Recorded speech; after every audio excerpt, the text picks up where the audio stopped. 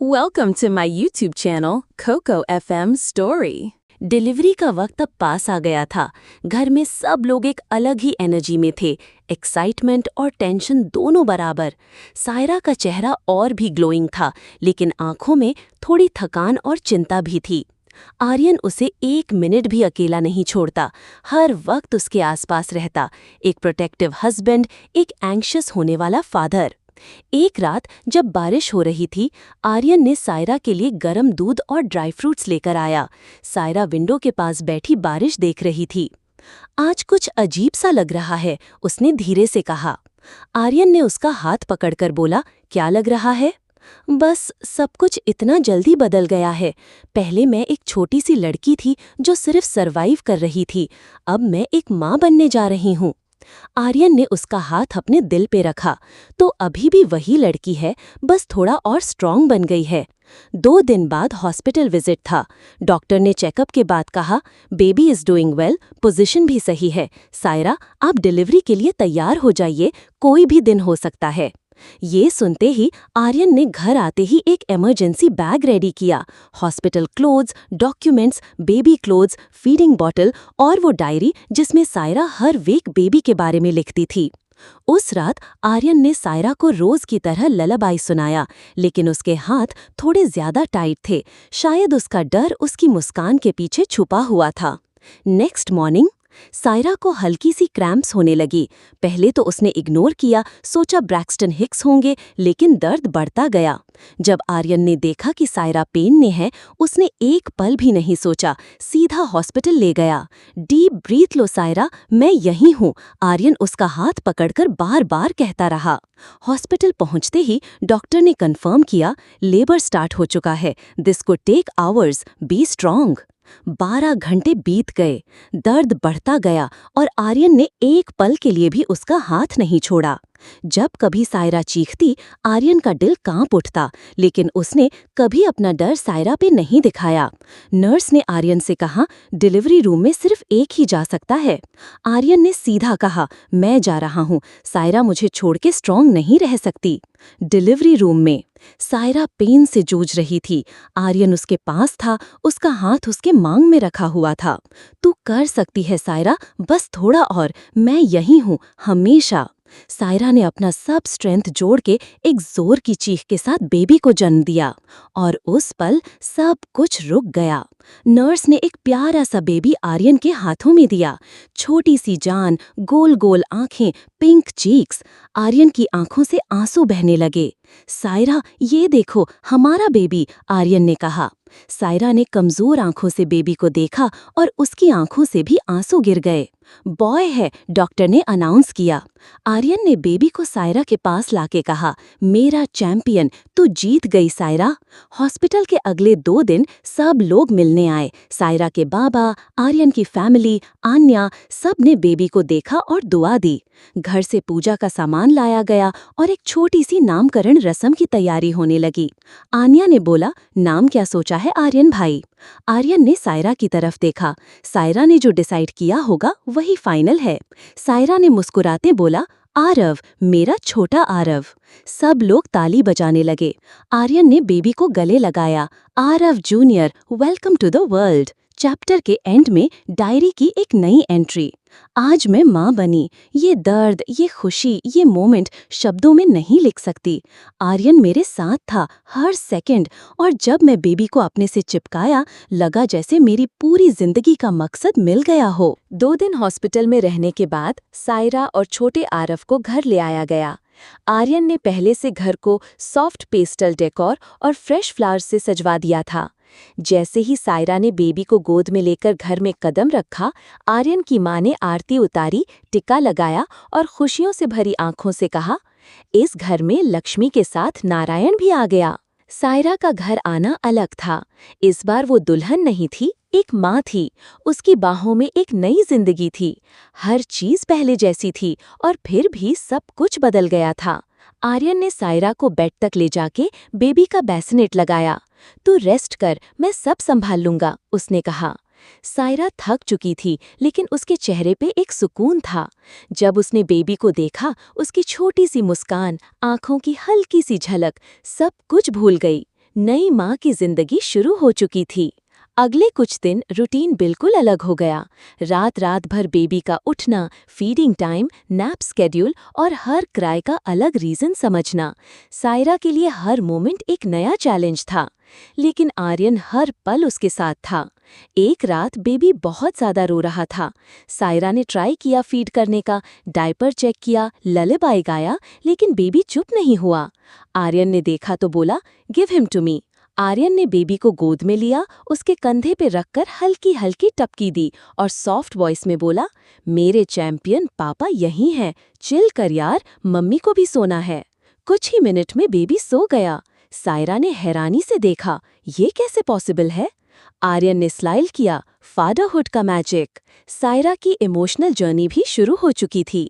एक दिन वो मिरर के सामने खड़ी थी, अपना रिफ्लेक्शन देखते हुए। बदले हुए बॉडी कर्व्स, थका हुआ चेहरा, लेकिन आंखों में प्यार भरा ग्लो। पहले उसे लगता था कि मदरहुड सिर्फ हैप्पीनेस का दूसरा नाम होता है, लेकिन अब समझ आया, ये एक जर्नी है। थकान, सैक्रिफाइस और सबसे ज्यादा पेशेंस।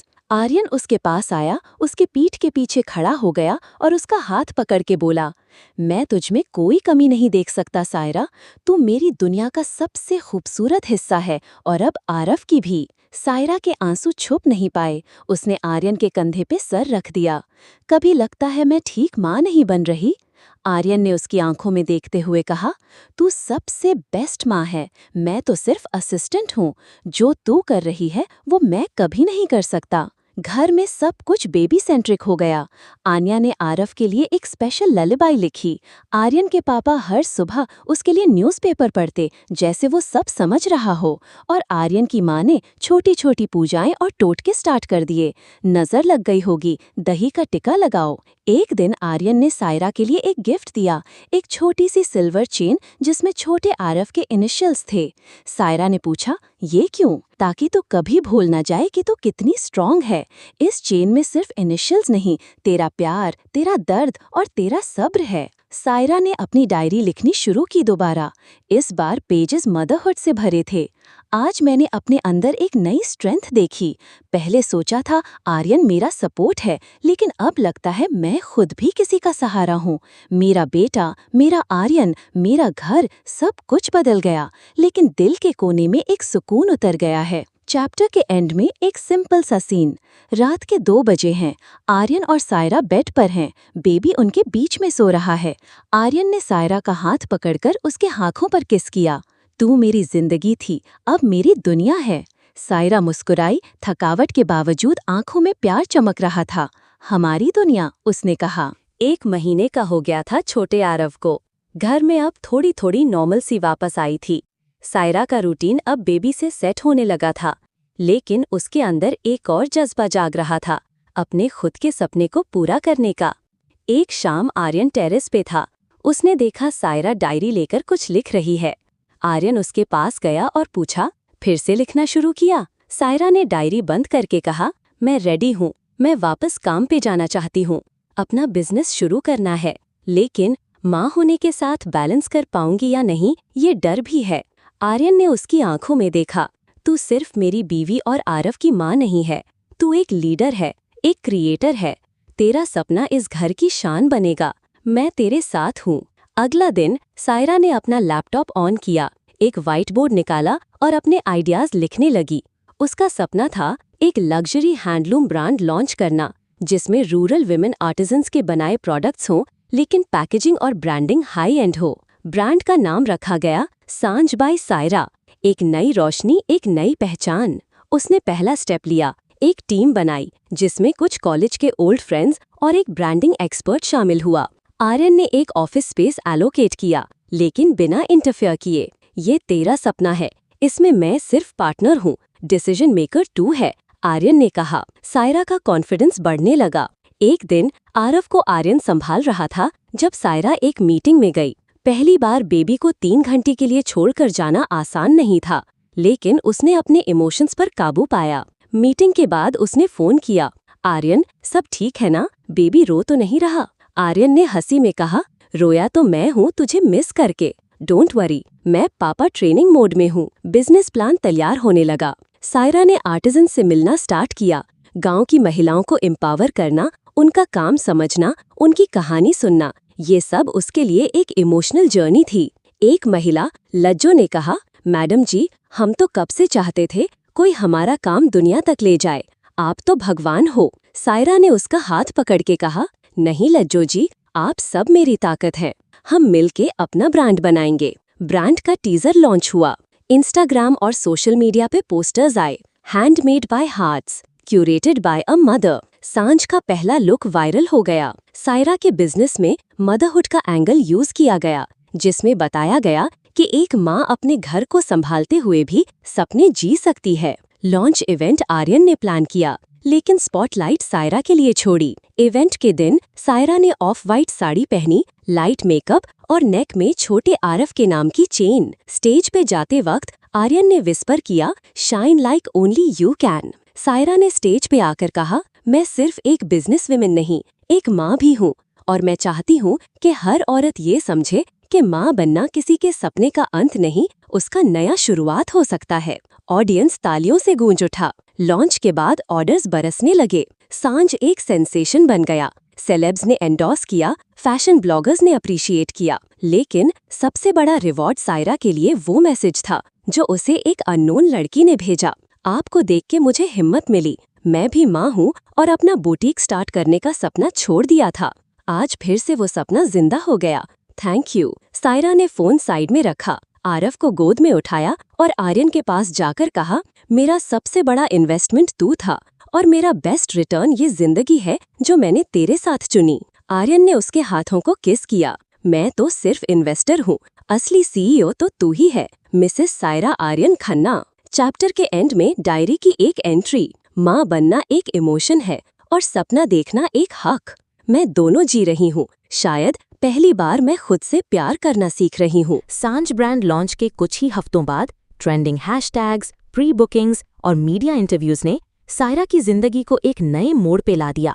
जो लड़की कुछ महीने पहले तक बस घर और अपने बचपन के दर्द के बीच जी रही थी, आज लग्जरी हैंडलूम ब्रांड की फाउंडर बन चुकी थी। आर्यन ने एक दिन न्यूज़पेपर सायरा के सामने रखा। फर्स्ट पेज पे एक फोटो थी, सायरा स्टेज पे, उसके हाथों में आरव। हेडलाइन थी, mompreneur revolution, Saira Aryan Khanna redefines modern motherhood. Saira ने आंखों में आंसुओं के साथ मुस्कुराया। ये सब इतनी जल्दी हो गया। आर्यन उसका हाथ पकड़ के बोला, तू डिजर्व करती है सायरा, हर एक लाइन में तेरा स्ट्रगल छुपा है, लेकिन हर रोशनी के साथ एक छाया भी होती है। मीडिया और अटेंशन के साथ कंपटीशन भी बढ़ने लगा।